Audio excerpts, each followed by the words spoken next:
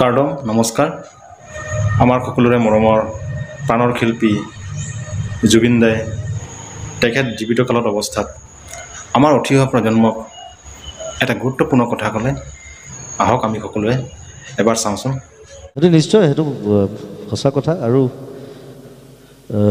ধুনীয়া ধুনীয়া কিতাপ ওলাইছে, পুৰণা ৰাইটাৰ, নতুন ৰাইটাৰটো আজিকালি বহুত ধুনীয়া ধুনীয়া ৰাইটাৰ ওলাইছে, ধুনীয়া ধুনীয়া নভেল লিখিছে, কবিতা লিখি আছে।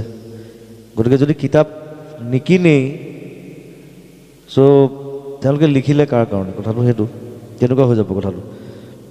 অকল ইণ্টাৰনেটেই নহয়, ইণ্টাৰনেটটো অকল মাধ্যম নহয়, কিতাপটো এটা বেলেগ ধৰণৰ মাধ্যম, এটা মানসিক খাদ্য, মানসিক বিকাশৰ এটা মাধ্যম কিতাপ।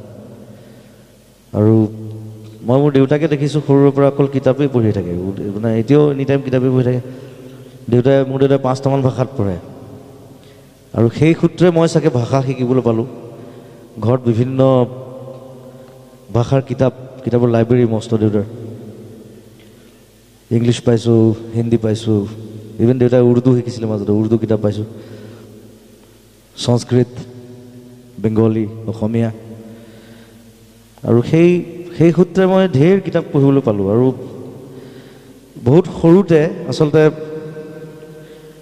ক্লাছ 2, ক্লাছ 3ৰ পৰা মই সেই অভ্যাসটো যেতিয়া আৰম্ভ কৰিলে দেউতাই, কেতিয়াবা আকৌ নপঢ়িবলগীয়া কিতাপো পঢ়িছোঁ, কিছুমান বস্তু বুজি নাপাওঁ।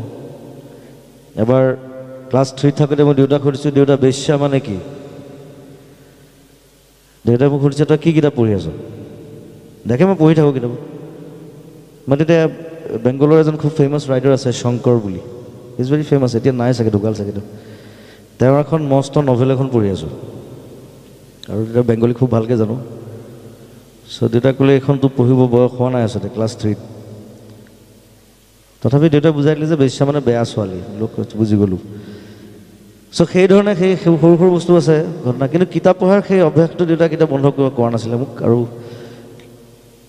মই ইণ্টাৰভিউটো কৈছোঁ বাইদেউ দেউতাই, যে তাত মই কৰিমগঞ্জত প্ৰায় 8 বছৰ আছিলোঁ। তাত এটা বৰ ধুনীয়া লাইব্ৰেৰী আছিলে, বিবেকানন্দ লাইব্ৰেৰী বুলি। এইটো ৰামকৃষ্ণ পৰমহংসৰ অনুষ্ঠানৰ লাইব্ৰেৰী। তাত দেধাৰ কিতাপ আৰু ভৰ্তি, ধুনীয়া ধুনীয়া কিতাপ। চ' তাত এডমিশ্যন দি দিছিলে। চ' ছানডে যেতিয়া টাইম পাওঁ তাত যাওঁ, 3-4খন কিতাপ লৈ আহোঁ। আৰু আমাৰ এটা খুব ধুনীয়া গ্ৰুপ আছিলে। আমি ফাৰ্ষ্ট বেঞ্চৰ যিকেইটা আছিলোঁ, 5টা ল'ৰা, গোটেইকেইটাই মানে কিতাপৰ পাগল। এটাতো এতিয়া স্ক্ৰিপ্ট ৰাইটাৰ হয়, এতিয়া বেংগলত আছে, সি চিনেমা স্ক্ৰিপ্ট লিখে, সৌমিত্ৰ বুলি। এটা আছে আমেৰিকাত, তাপস সাহা বুলি।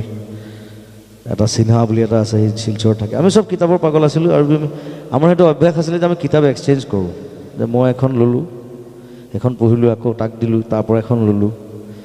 সেই বস্তুবোৰ আজিকালি নাইকিয়া হৈ গ'ল। গতিকে সেই অভ্যাসবিলাক গ্ৰ' কৰিব লাগে। আৰু সেইকাৰণে কিতাপ পঢ়াটো উচিত, কিতাপ কিনাটো উচিত। আৰু নিজৰ ঘৰত যেতিয়া ধুনীয়া লাইব্ৰেৰী এটা থাকে, নিজৰ চাই ভাল লাগে। সেইটো যিমান বয়স হৈ গৈ থাকে সিমানে বেছি ভাল লাগি গৈ থাকে, যেতিয়া কিতাপৰ পৰিমাণ বাঢ়ি যায় আৰু কিতাপবোৰ যেতিয়া ধুনীয়াকৈ ৰখা হয়। খালি মেইনটেইন কৰিব লাগিব, কিতাপত পোক লাগে, বেয়া হয়, কিবাকিবি হয়। মোৰ বহুত কিতাপ বেয়া হৈ গ'ল মাজতে। এনিৱে, সেই অভ্যাসটো ৰাখিব সকলোকে অনুৰোধ জনাইছোঁ, আহ্বান জনাইছোঁ নতুন প্ৰজন্মক। কিতাপ পঢ়াৰ অভ্যাসটো কৰক।